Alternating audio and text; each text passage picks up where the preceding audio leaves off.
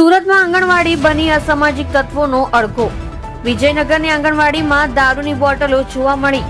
આંગણવાડીના પરિસરમાં ઢગલાબંધ ખાલી દારૂની બોટલો જોવા મળી. એક તરફ નાના ભૂલકાઓ મેળવી રહ્યા છે અભ્યાસ, તો બીજી બાજુ છે દારૂની બોટલો. રાત્રિ દરમિયાન અસામાજિક તત્વો કરતા હોય છે અહીં દારૂની મહેફિલ. 50 મીટરમાં જ ઉધના પોલીસ ચોકી આવી હોવા છતાં સામાજિક તત્વો મનાવી રહ્યા છે દારૂની મહેફિલ.